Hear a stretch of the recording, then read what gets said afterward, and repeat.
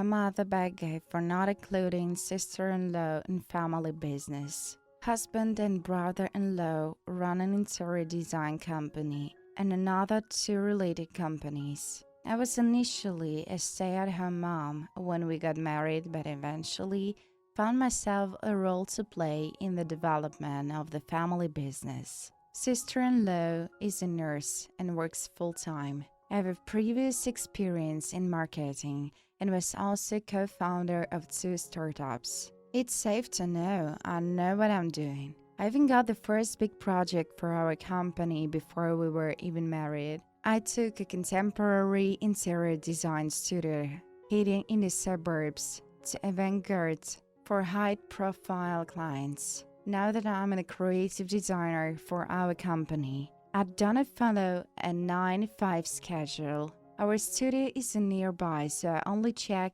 in for important meetings, but otherwise I'm pretty relaxed. I need input for two situations. Sometimes when we discuss about work at home, sister-in-law walks in and suggests her ideas randomly. I appreciate her spirit, but her ideas will never work as they don't fit the client requirements. So we politely dismiss them. Last Sunday, she complained that we never let her be part of the family business and that she's forced to work an extremely hard 9-5 job while I get to chill at home and also earn respect for our family. My husband let her know that she's welcome to find herself a role that she's comfortable with and pitch in. She told us that she never let her cause we keep dismissing her ideas. I told her that she can help with finances or something because I'm already handling design and overlooking marketing.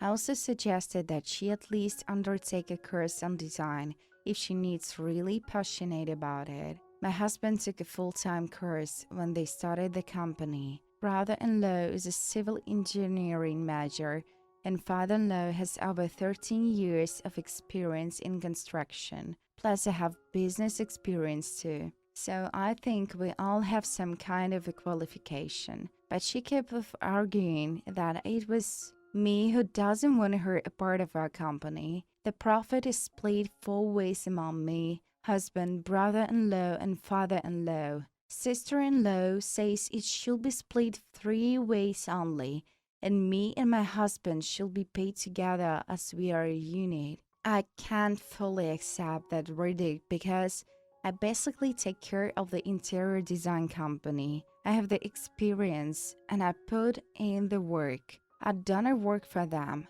I work with them, so I don't see why I should not have my own cut. Sister-in-law has been on our back since last weekend, and I'm annoyed at this point because she refuses to admit that I deserve what I have and calls me an entitled bitch. So what do you think?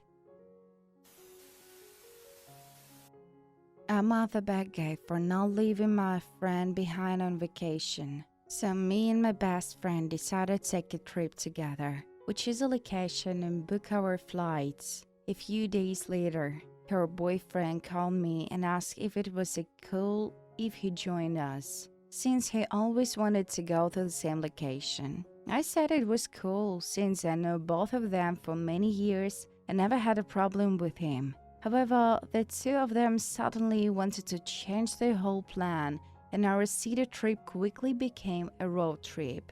They made all the big discussion alone, and I was only asked after. Also, I have to mention that I don't have a driver license, but both of them do. So it was clear from the start I couldn't drive. On the very first day of our trip, my friend yelled at me for not having a driver license. Again, we've known each other for 12 years, so she obviously knew it from the start, and it was also discussed several times that the two of them will have to do the driving. While driving, the two of them will constantly fight and yell at each other while I was sitting in the back. Whenever I wanted to suggest something, they told me that I had no right to decide because I wasn't driving. Also, I had just started a new relationship a few weeks before the trip, and a few days into the trip, I noticed that my boyfriend was behaving weirdly whenever I texted him. I called him and asked what is going on, and eventually he told me that he was diagnosed with cancer, but didn't want to tell me while I was gone because he wanted me to enjoy my trip. I was obviously shocked and wanted to be with him. I had a really bad time during my trip because both my best friend and her boyfriend was excluding me, and my boyfriend was very sick. I told my friends that my boyfriend had cancer and asked if they were okay if I went home a few days early to be with him. They both understood and said I was fine. On the drive to our last destination, I started to cry thinking of my boyfriend. My friend lost it when she saw this and started yelling that crying wouldn't cure him and that I should instead help them with a GPS since I wasn't any help driving. She then yelled that she knew that my boyfriend has cancer, but other people had difficult stuff going on too, like she herself, who had problems at work. I was extremely hurt by her words, and that she was comparing my boyfriend's health to her trouble at work. I told her that I was done with her and booked a separate hotel room for the lost location. She later apologized over text, but I ignored her messages and went back home. Her mother begged her for cutting her off and leaving. My mother begged her for wanting to end my friendship with my best friend's forever sisters over a bachelorette. Some background info. My best friend is getting married. We have been friends for several years, and I'm a bridesmaid at her very small wedding this summer. Her sister is the mother of honor, and I was not offended at all by the sister being mother of honor, as they have been very close their whole lives. When my friend and I hang out, we regularly accommodate her sister and include her in our plans, so I have grown to consider her a friend as well. She has even told me she's considering me like a second sister. When my friend got engaged, the three of us will discuss bachelorette ideas, and it was always the plan that although her sister was technically mother of honor, we will jointly plan the bunch together. We had previously planned her small engagement party together as well, which we had no issues. As a side note, I'm married, and the planning of the batch was quite stressful for my friends,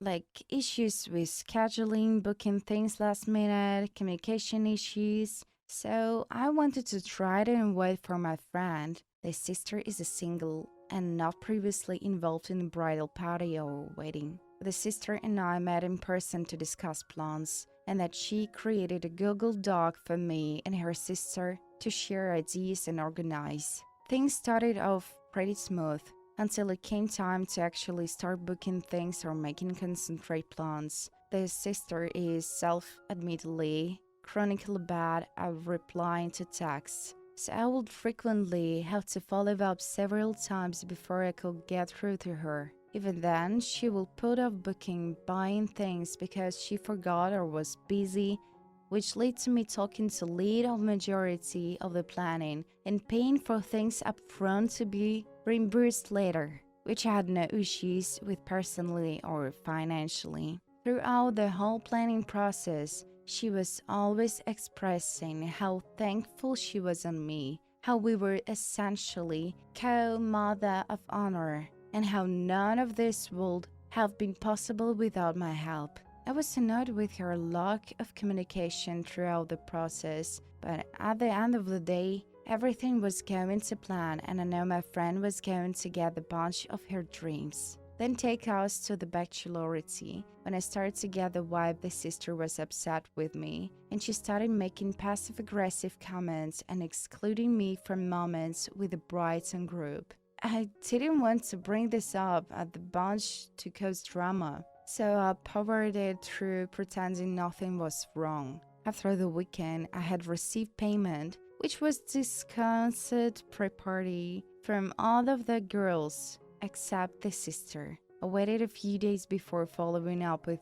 her, and the response I got was honestly pretty awesome. She told me there were communication issues that led her to think she was overpaying for portions of the party that she didn't agree to previously. Even so, the cost breakdown was very clearly listed in the Google Doc and asked her to review it before the party, which she said she did, and that she was extremely frustrated at the situation. I took accountability for communication issues. I could have been more clear there, things I took her and will be paying out of pocket for, like morning mimosas and asking for what she thought will be fair amount of pay. I offered that we could meet in person to resolve those issues before the wedding, which she declined and said she would rather just move on for the bride. Meanwhile, still having not prepared me, I explained that I was hurt and upset by these issues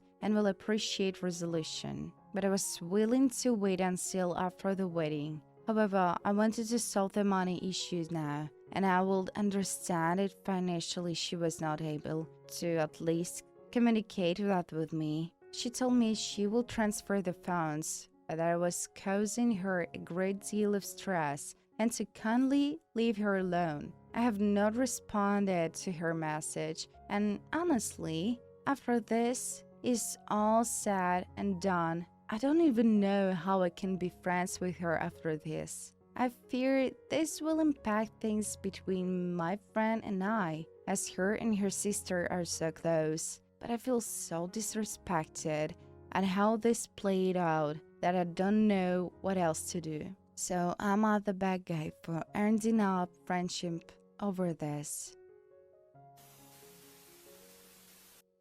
I'm not the bad guy for not paying for my friend's husband. Yesterday, I had invited a group of my friends for a dinner at the restaurant. One of my friend's husband decided to join us even though he wasn't invited. Here's some background. We don't get along very well with H. He was never given us the impression that he likes us. He rarely lets his wife hang out with us, and on the rarest chance that we do, he is always insistent she goes back home in a couple of hours. He has never let her join us for sleepovers or the rare girls' trip that our schedules allow for. He doesn't like when we go over to their home, and he makes sure we know that with the way that he behaves. Don't get me wrong, there are times that he's pretty chill with, but those times are rather rare. Say, maybe twice in 10 hangouts.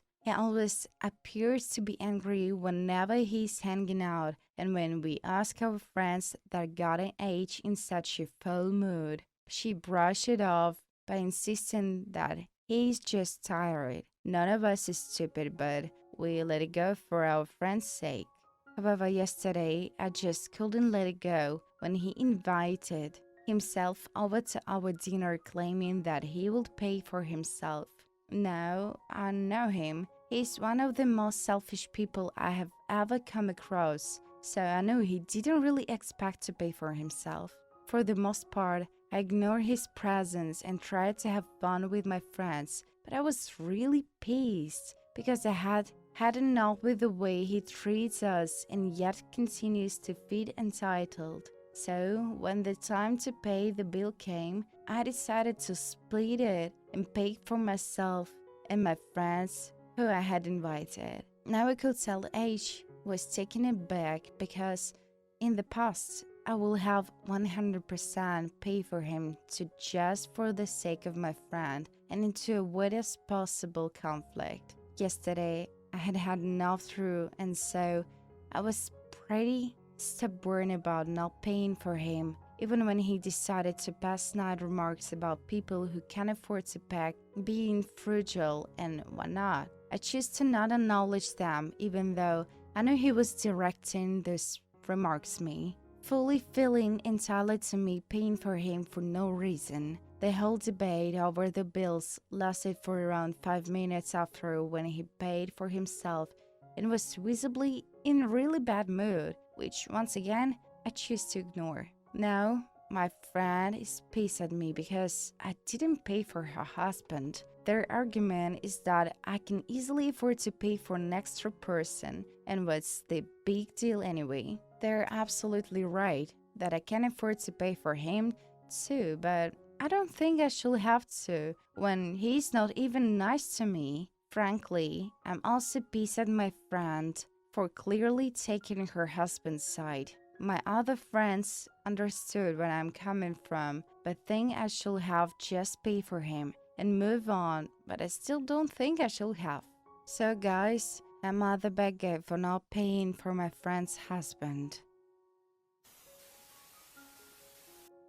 I'm at the beggar for not wanting to see my sister-in-law. I'm married to my wife for almost 8 years and we have 2 kids. I can't stand her sister and want nothing to do with her. When I'm forced to be in the same room, it's getting under my skin.